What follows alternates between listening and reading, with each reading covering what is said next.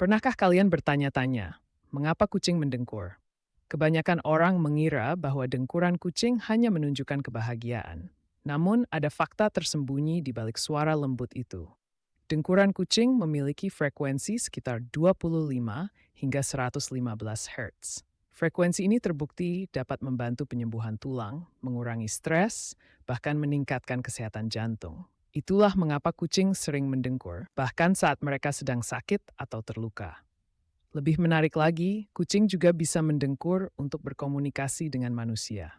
Beberapa penelitian menunjukkan bahwa kucing dapat menciptakan suara dengkuran khusus yang mirip tangisan bayi, sehingga manusia lebih mudah luluh dan memberikan perhatian.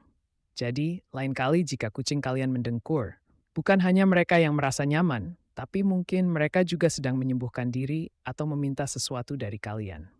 Umpersh.